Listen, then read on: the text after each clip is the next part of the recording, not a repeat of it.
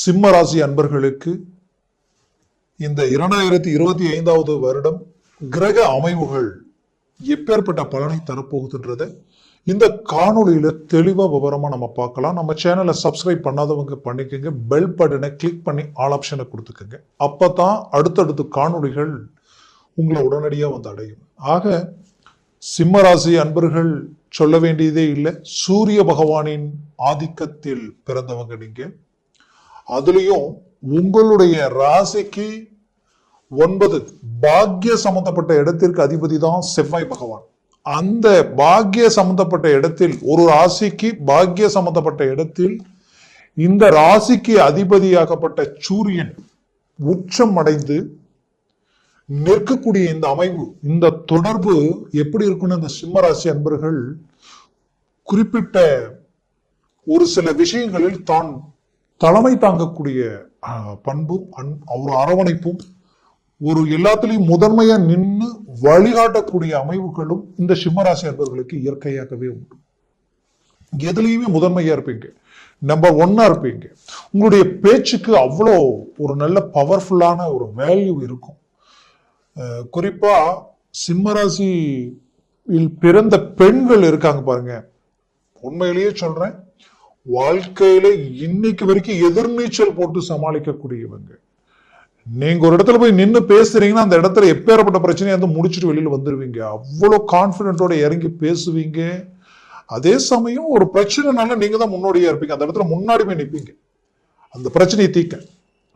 உங்ககிட்ட ஒருத்தர் வந்து பிரச்சனைன்னு சொன்னாலும் பேசி 2 பேருக்கு இருக்கக்கூடிய பேசி அந்த பிரச்சனையை பேச்சாலேயே அவங்கள சுமூகப்படுத்தி ஒன்றிணைந்து அவங்களை அனுப்புற அளவுக்கு அவ்வளோ பர்ஃபெக்டான ஒரு பேச்சும் திறமையும் ஆற்றலும் உங்களுக்கு உண்டு. இது எல்லாத்தையும் தாண்டி அன்புக்கு கட்டுப்பட்டவங்க சிம்மராசி அன்பர்கள். இவங்க கிட்ட அன்பால எதையும் பேசி ஒரு வேலையை வாங்கலாம், ஒரு பேச்சைய பேசி அவங்க கிட்ட எதையும் நாம் அடையலாம். ஆனா அதிகாரப்பூர்வமா சிம்மராசி அன்பர்கள்கிட்ட பேசினால் அங்க எதுவுமே எடுபடாது. தன்மானத்துக்கு கட்டுப்பட்டு வாழக்கூடியவங்க. தன்மானத்துக்கு பங்கம் வருதுன்னா அதுல எவ்வளவு நஷ்டமானாலும் எனக்கு அதை பத்தி அவசியம் இல்லைன்ட்டு போல்டா இறங்கி செயல்படுவீங்க. ஸ்ட்ரைட் ஃபார்வேர்டு, உள்ளொன்னு வச்சுக்கிட்டு வெளியில ஒன்னும் பேச தெரியாது. வெளிப்படையா பேசுவீங்க, உண்மையா இருப்பீங்க. நம்பிட்டீங்கன்னா எவ்வளவும் யோசிக்காம அவங்கள நம்பி முழுசா இறங்கிடுவீங்க. அது லாபமோ நஷ்டமோ அதை நம்பியாச்சு அப்படின்ற அளவுக்கு எதுலையுமே தெளிவா தீர்க்கமா சிந்திச்சு செயல்படக்கூடியவங்க. குறிப்பா கடின உழைப்பாளிகள். உண்மையை சொல்லணும்னா சிம்மராசி அன்பர்கள் எங்கெங்க இருக்கிறீங்களோ, எந்தெந்த இடத்துல நீங்க போய் வேலை செஞ்சுட்டு இருக்கிறீங்களோ, எந்த இடத்துல யாரோட நட்பு வச்சிருக்கிறீங்களோ அவங்க எல்லாம் நல்ல வளர்ச்சி அடைஞ்சிட்டு இருக்காங்க.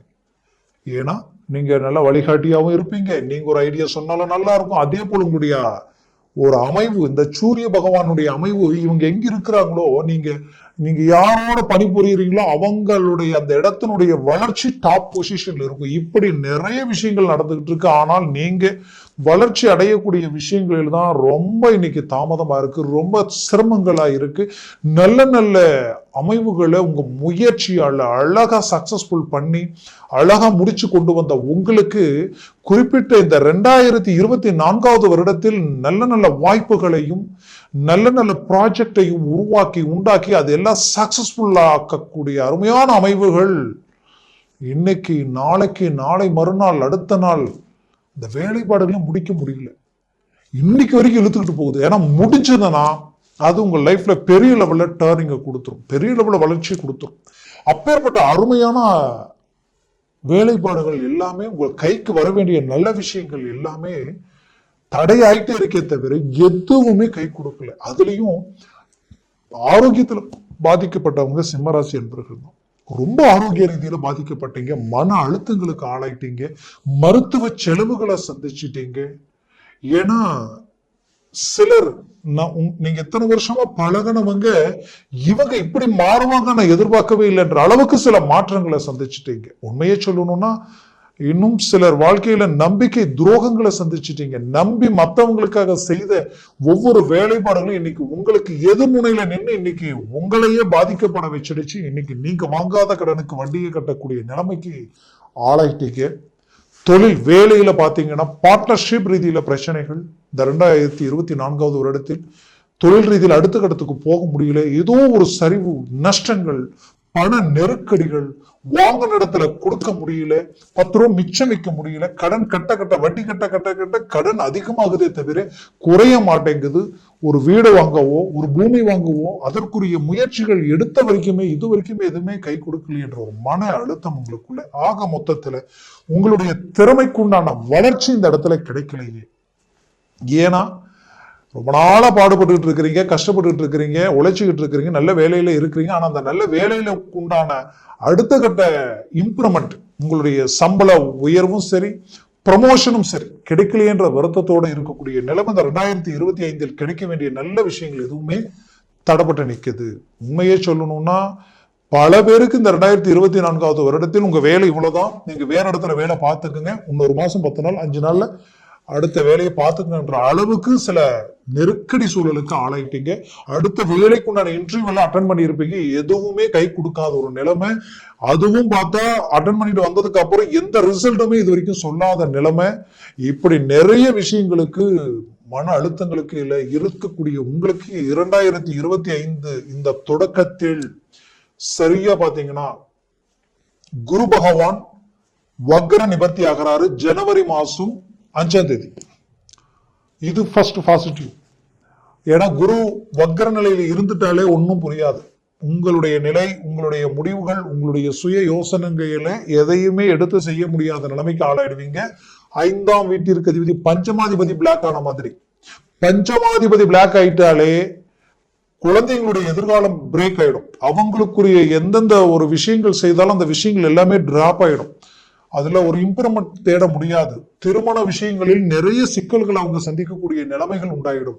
வேலையில சில குழப்பங்களும், தொழில் சார்ந்து எதுல அடி எடுத்து வச்சாலும் சரிவுகள், நஷ்டங்கள். அப்போ இனம் புரியாத குழப்பங்கள் வாழ்க்கையில, சிலருடைய வாழ்க்கையில அந்த பிள்ளைகள் சேர்க்கை, சிநேகிதங்கள், கூடா நட்பால தேவையில்லாத பிரச்சனைகளை சந்திக்கக்கூடிய நிலைமைக்கு ஆளாகக்கூடிய சூழல்கள் இருந்திருக்கும். அப்போ இது எல்லாமே பாத்தீங்கன்னா ஒரு நெகட்டிவான ஒரு சூழலை உண்டாக்கி இருக்கும் 2024 வருடத்தில். அப்போ இந்த குரு வக்ர நிவர்த்தி அடுத்தது அப்படியே அதை தலைகீழ மாத்தக்கூடிய ஒரு அமைவுகள் உண்டாயிடும். இதுல ஒரு பாசிட்டிவான விஷயம் என்னன்னா, கண்டக சனி அந்த இடத்துல இருந்து உங்களுடைய தொடர்புகள் எல்லாத்தையும் கட் பண்ணிடுச்சுன்னு சொல்லலாம். உங்க நட்பு ரீதியில சலிப்பு சங்கடங்கள், குடுக்கல் வாங்கல் ரீதியில சலிப்பு சங்கடங்கள், சொந்த பந்த ரீதியில நிறைய சங்கடங்கள், சலிப்புகள் எல்லாத்தையும் விட்டுட்டு எங்கேயாவது ஓரமா போய் எங்கேயாவது வாழ்ந்துடலாமா, இங்க இருக்கிறத விட இடமாற்றங்கள் பண்ணிக்கலாமா, இந்த ஊரை விட்டு வேற ஊருக்கு போய் நாம ஏதாவது பண்ணலாமா, தொழில் மாற்றம், தொழிலை விட்டுட்டு வேலைக்கு போயிடலாமா, இப்படி நிறைய விஷயங்களில் கடந்து வந்திருப்பீங்க. அப்போ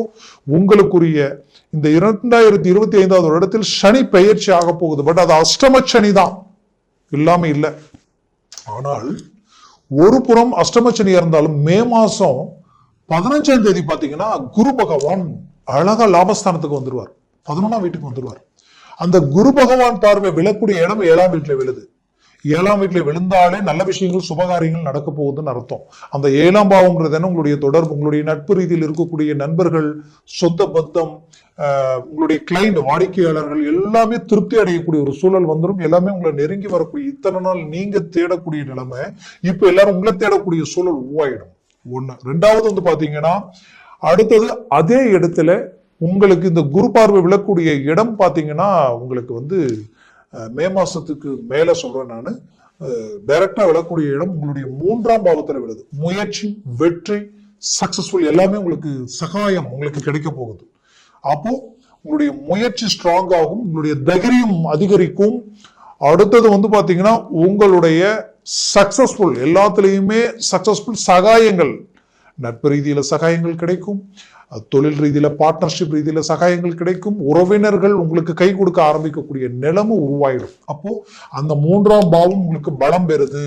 அடுத்தது பாத்தீங்கன்னா இந்த குரு பார்வை விழக்கூடிய இடம் டைரக்டா பஞ்சமஸ்தானத்துல விழுது. நான் முதலே சொன்ன பிள்ளைகளுடைய வாழ்க்கையில் இருக்கக்கூடிய சிக்கல்கள் குரு பார்வையால மே மாசத்துக்கு மேல ஒரு நல்ல கிளாரிட்டி கிடைச்சிடும், அருமையான கிளாரிட்டி கிடைச்சிடும். ஆனா ஜனவரிக்கு மேல ஓரளவுக்கு நியூட்ரல் ஆயிடும். இப்ப இருக்கிற பிரச்சனை இருந்து நியூட்ரல் ஆகும்.